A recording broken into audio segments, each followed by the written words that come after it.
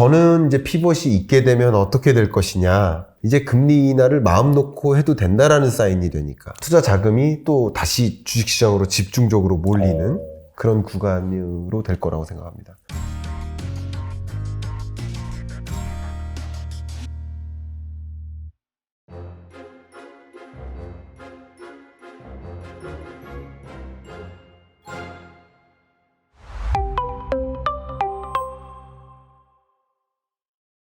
그러면 정말 소득이 줄어드는 거예요. 평균 소득이. 그게 경기 침체로 가는 수순이라는 거죠. 결국은 채권에서부터 옵니다. 그러니까 금리가 높으면 이런 일이 벌어지는 거죠. 물론 그런 걸 우려하면 할수록 결국 이 금리 인상 속도 조절론에 무게를 두는 FOMC 위원들의 발언이 바로 이런 겁니다. 미국에도 이런 일이 있을 수 있고 그런 것들이 우리 주에 문제가 되니 이제 속도 조절해야 된다라고 하는 어떤 여론, 그 FOMC 내에 그게 그런 것이고 한국은행도 이제 금리 인상 속도를 좀 조절을 하긴 해야 될 텐데 가장 많이 의식하는 것은 바로 그러한 시스템적 리스크. 저는 그렇게 보고 있고 경기 침체가 우려된다기보다는 정말 이런 정말 구조적인 문제를 겪지 않도록 하는 거, 그런 것만큼 막아가면서 물가는 잡아야 되니까 상당히 난이도가 어렵네요, 지금. 굉장히 어렵습니다.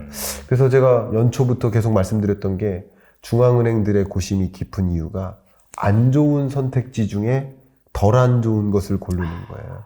나름 좋은 게 있는데 그걸 안 고르는 게 아닙니다. 다 안 좋은데 덜 안 좋은 걸 골라야 되니 셈식이 굉장히 복잡해지고 어쨌든 이제 이 속도 조절론 입장에서는 물가 잡다가 산 다 태운다 이거죠. 그 벼룩 잡다가 불질러가지고 산 다 태운다. 그러지 말자. 벼룩 이 정도는 잡았으니까 좀 놔두고 산 태우지 말자. 그게 이제 시스템적 리스크예요. 그런 걸 좀 경기 침체 우려보다는 그 시스템적 리스크가 더 강조되는 상황이라고 볼 수 있겠습니다. 글로벌리 그래요. 예, 그렇게 좀 그 위기의 성격이 있다면 그런 위기 가능성이 좀 점증되는 구간 이렇게 생각하시면 좋겠습니다. 알겠습니다. 일단 시기를 조금 더 뒤로 가서 네. 어쨌거나 지금 이러한 그 여러 가지 문제가 산재되어 있는 그런 부분이 결과적으로는 해결되기 위해서는 네. 아까 이제 얘기가 나오긴 했지만 피봇이 좀 나와야 되잖아요. 완화적인 스탠스로 좀 돌아가야 되잖아요. 네. 그런 차원에서 이런 시점이 언제가 될 것이냐에 대한 시장의 관심이 커지고 있는 상황인데 일각에서는 뭐 유럽, 중국, 일본 네. 이 중에서 하나가 뭔가 터져서 좀 박살이 나야지 가장 가능성이 큰 국가로는 지금 EU 특히나 영국처럼 네. 그게 이제 예상이 되긴 하는데 네. 그래야지 이제 좀 긴축 스탠스가 바뀔 것이다 그런 얘기가 있는데 여기에 대해서 어떻게 생각하세요? 그거는 맞습니다. 물론 이제 터지기를 바라면서 그렇게 금리 인상하는 거라고 저는 생각하지는 않고요. 네. 어쨌든 그냥 다른 나라를 바라보기보다는 자국을 보는 거고 바이든 입장에서는 그렇게 강달러를 유지하고 금리 인상 행보를 지지한다라고 발언했던 그런 모든 것들은 정치인이니까 정치인으로서 표를 얻기 위한 노력인 거고 자기 표밖에 안 보이는 거고 파월 의장은 어쩌면 자기의 어떤 실력 그런 것을 국민들한테 보여주기 위한 거라고 볼 수 있지 않을까. 어쨌든 자국 관점에서 보는 거지 이렇게 해서 전의 나라를 무너뜨려서 금리 인하한다 이렇게까지는 생각하리라고까지는 저는 판단하지 못합니다. 잘 모르겠습니다. 그런 거는. 네네. 그렇게 저는 그림을 그리고 있고요. 다만 결과론적으로 이렇게 달려갔을 때 누구 하나 쓰러지면 그것은 정말 리스크가 도미노처럼 나타나거든요. 네.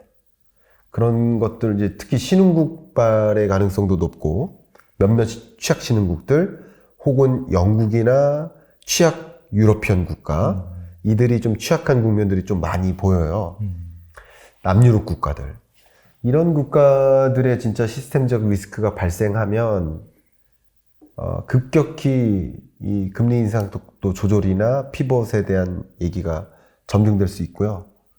그러면 그것은 이제 위기 때 급격히 조정하면 되고 불확실성 고조되면서 주가도 더 떨어지겠죠. 네. 그 이후에는 이제 또 피벗에 대한 이야기가 좀 무게에 실리면서 이제는 좀 기회가 또 올 수 있죠.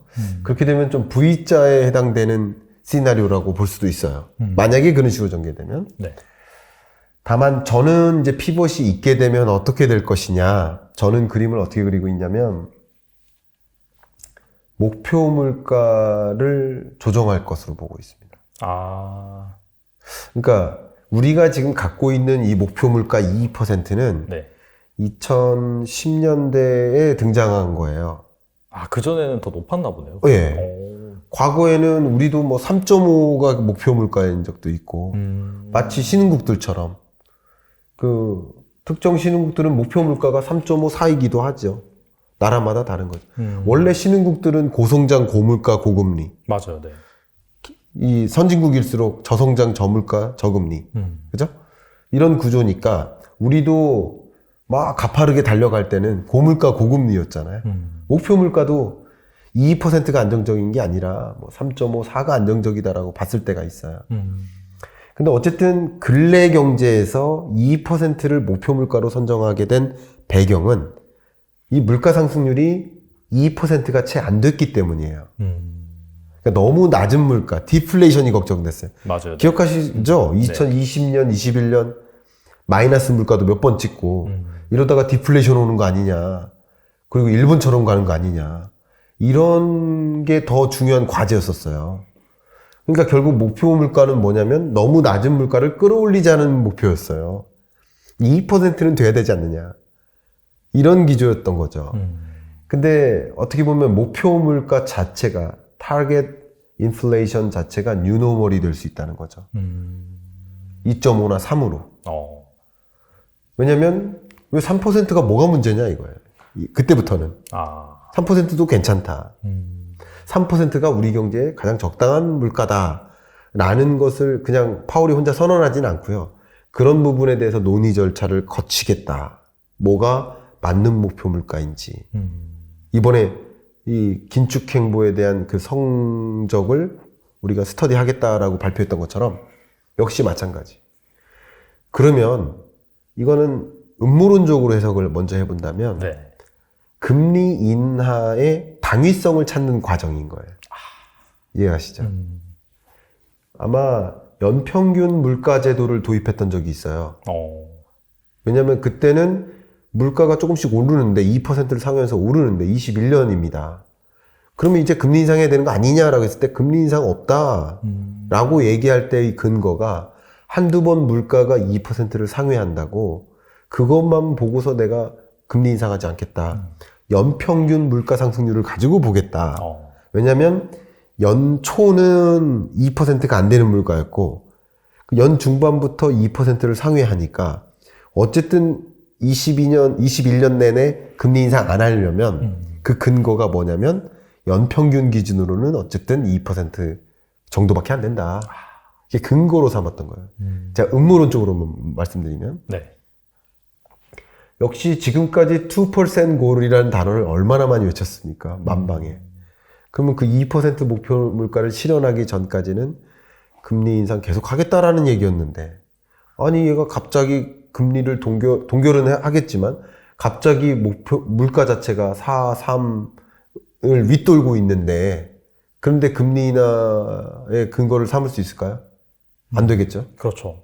그러니까 당연히 목표 물가를 끌어올리는 게 타당하다라는 것을 발표하거나 아니면 그런 스터디가 필요하다라는 게 제시될 때 예를 들면 23년 잭슨홀 미팅에서 그런 논의가 학자들 사이에 있게 될 때 그러면 잭슨홀 미팅이 보통 8월이니까 그 즈음에 새로운 목표 안정 물가 제도가 채택이 되고 만약에 그런 걸 집중적으로 논의하고 그러면 속도 조절이 아니라 피벗이 될 수도 있는 거죠. 그런 시나리오도 있습니다.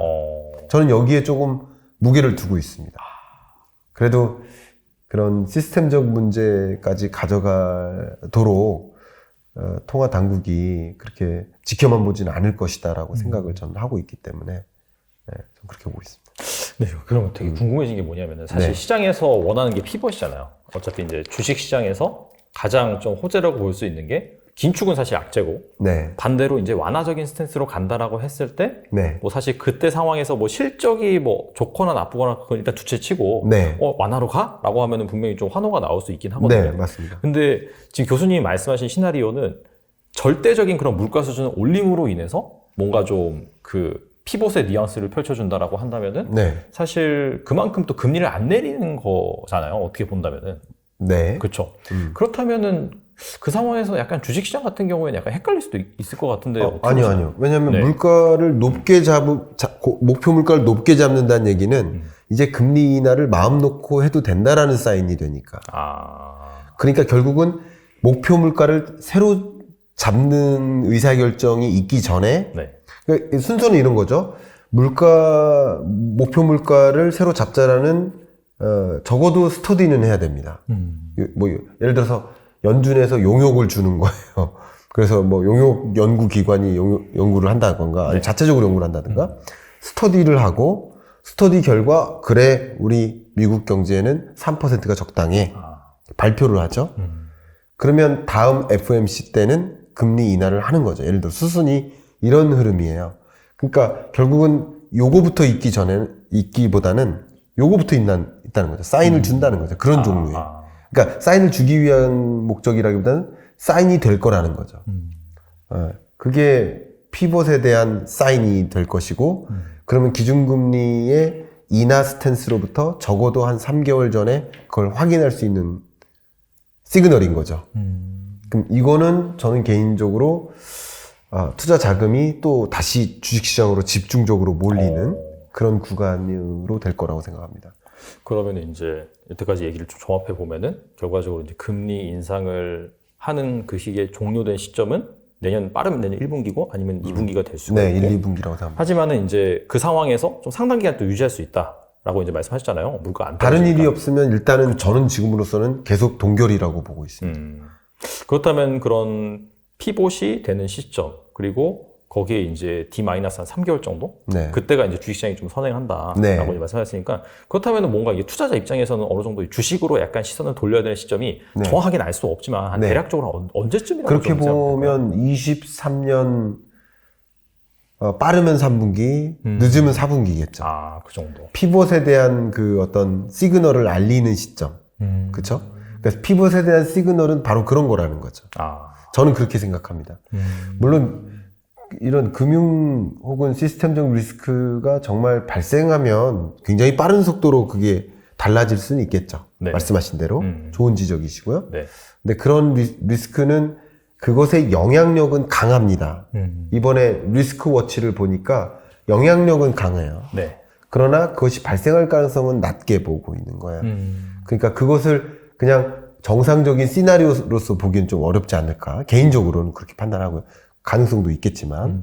근데 지금으로서는 좀 왜냐면 미국 물가 상승률이 소위 9, 8을 찍다가 올해 이제 11월, 12월이 8, 7을 찍을 거예요. 그러면 소위 23년 되면 이제 상승 속도가 상당히 많이 둔화되긴 할 텐데, 둔화되는데 이 상반기는 빨리 안 둔화돼요. 기저효과가 없어요. 그렇구나. 왜냐면 기억하시겠지만 6, 7, 8월 이 정도부터가 이제 말 그대로 인플레이션인 거거든요. 그러니까 이제 상반기 대비 22년 상반기 대비 23년 상반기의 물가 상승률 그거는 빠르게 잡힐 만한 그런 구조라고 보이진 않습니다. 그러니까 이제 결과적으로는 이 상고하저죠. 물가로 봤을 때는. 그러면 좀 아무리 좋게 봐도 23년 내 미국 물가 상승률이 상반기는 6.5 그리고 하반기는 5.4 이런 느낌이라고 생각해요. 우리나라는 그거보다 1%포인트 정도 아래. 예, 예를 들어서 5.4 그리고 3.4 그런 느낌이라고 보면 좋아요. 그렇기 때문에 어쨌든 이 높은 물가를 가지고 금리 인하를 해버리면 연준의 대형 실패죠. 그죠?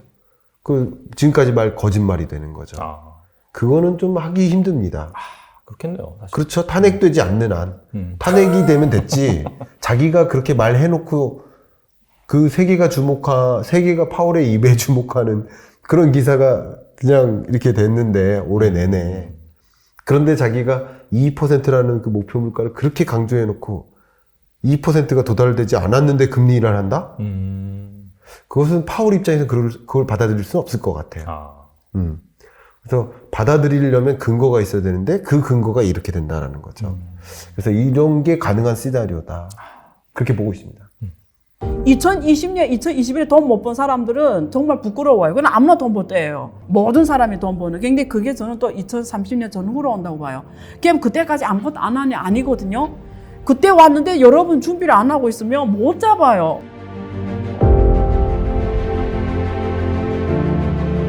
그럼 여러분, 기술의 판이 바뀐다는 거예요. 지금은 또 새로운 기술을 기반으로 해서 새로 50년 주기가 시작되는 시점에 와 있다. 근데 여러분 운 좋게 지금 이 시장에 숨쉬는 사람들은 그 50년 기회가 한번 잡을 수 있게 됐다는 거예요. 어려운 게 아니거든요. 사람들이 어렵게 보거든요. 투자라고 하면은 전혀 아닙니다. 모를 때는 어려워요. 알면은 쉽거든요. 근데 이런 얘기를 누가 해주네 안 해주네에 따라 하늘과 땅 차이입니다. 그런 얘기를 해줄 거예요. 98년에 구글, 애플, 중국의 알리바바, 텐센트, 아마존 이런 기업들처럼 그 시작점이다 지금. 그런 사람들이 2.5% 안에 있는데 maybe 당신이 그 2.5% 들 수가 있다. 그런 시야, 인사이트를 주는 시간이 되도록 제가 하려고 하는 겁니다.